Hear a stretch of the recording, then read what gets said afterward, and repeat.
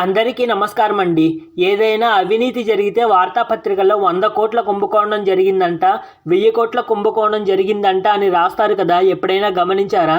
అంటే కుంభకోణం అనే పదాన్ని అవినీతి అనే పదానికి పర్యాయ పదంగా వాడుతున్నారు. అసలు కుంభకోణం అంటే ఆలయాల నగరం అని అర్థం. తమిళనాడులో తంజావూరు జిల్లాలో ఒక ఊరు, 1000కి పైగా దేవాలయాలు ఉన్నాయంట.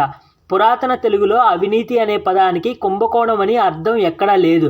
మరెందుకు ఎక్కడైనా అవినీతి జరిగితే కుంభకోణం అనే పదాన్ని వాడుతున్నారు? దీని వెనుక చాలా పెద్ద చరిత్రే ఉంది. అప్పట్లో ఉమ్మడి మద్రాస్ రాష్ట్రంలో ఉన్నప్పుడు కుంభకోణం పట్నం ఇత్తడి పరిశ్రమకు ప్రఖ్యాతి గాంచిందంట. మన తెలుగువారు ఇళ్లల్లో పెళ్లిళ్ళు, ఇతర శుభకార్యాలు ఉంటే ఇత్తడి సామాన్లు కొంటారు, తెలుసు కదా. ఇంటి ఆడబిడ్డను అత్తారింటికి పంపేటప్పుడు పెద్ద పెద్ద ఇత్తడి సామాన్లు, ఇత్తడి వస్తువులు ఇచ్చి పంపడం ఆనవాయితీ. అందుకే ఆ ఇత్తడి సామాన్లు కొనడం కోసం తెలుగు ప్రాంతాల నుంచి కుంభకోణానికి 5 రోజులు 10 రోజులు ప్రయాణం చేసి మరీ వెళ్ళేవారట. అయితే భాష రాకనో మరే కారణం చేతనో మన తెలుగు వారికి నాసిరకం ఇత్తడి సామాన్లు అంటగట్టేవారంట. ఇళ్లకు తిరిగి వచ్చి చూసుకున్నాక మోసపోయామని అసలు విషయం అర్థమయ్యేదంట. అప్పటి నుంచి నాసిరకం సామాన్లు, నాసిరకం విత్తనాలను కుంభకోణం సరుకు అని వ్యవహరించడం మొదలుపెట్టారు మన తెలుగు వాళ్ళు. తర్వాత కాలంలో దానినే అవినీతికి పర్యాయ పదంగా మార్చేశారు. అలాగే బ్రిటిష్ వారి కాలంలో తంజావూరు, కుంభకోణం ప్రాంతంలో కొంతమంది వ్యాపారస్తులు చిట్ ఫండ్ కంపెనీల పేరిట, చీటీల కంపెనీల పేరిట చిన్న చిన్న బ్యాంకుల ద్వారా రెట్టింపు లాభాలు ఆశలు చూపి ప్రజలతో డబ్బు పెట్టుబడి పెట్టించి చెప్పా పెట్టకుండా ఉడాయించేవారంట. ఈ మోసాల వలన అనేక మంది మలయాళీలు, అనేక మంది తమిళులు మోసపోయారంట.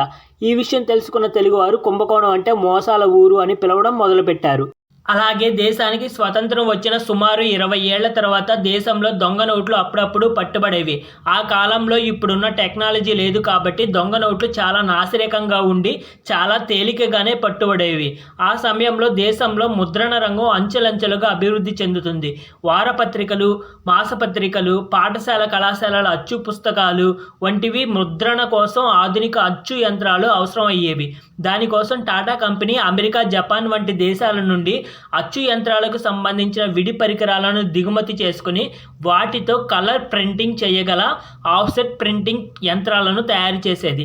అదే సమయంలో తమిళనాడులో కుంభకోణంలో ఈ కొత్త ఆఫ్సెట్ ప్రింటింగ్ టెక్నాలజీ ఉపయోగించి దొంగ నోట్లు గుద్దడం మొదలుపెట్టి అలా ప్రింట్ చేసిన నోట్లను దేశమంతా పంపించడం ప్రారంభించారు. ఈ కుంభకోణం నోట్లు అసలు నోట్లకు ఏమీ తీసిపోకుండా ఉండేవి. ఈ వ్యవహారం గుట్టు చప్పుడు కాకుండానే చాలా కాలమే జరిగింది. తర్వాత ఆర్బీఐ గవర్నమెంట్ మేల్కొని దొంగ నోట్లను పట్టుకోవడం, వాటి మూలాలను శోధించడం మొదలుపెట్టింది. ఆ మూలాలు అన్నిటికీ ప్రారంభం తమిళనాడు రాష్ట్రంలోని కుంభకోణం అని తేల్చారు.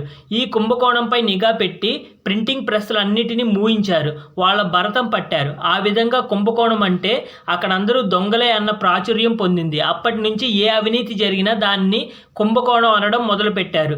ఈ సమాచారం నచ్చినట్లయితే లైక్ చేయండి, షేర్ చేయండి. అలాగే మీ అభిప్రాయాలని కామెంట్స్ ద్వారా తెలియచేయండి. కిన్నెర సాని ఛానల్ను సబ్స్క్రైబ్ చేయడం మర్చిపోకండి. ధన్యవాదాలు.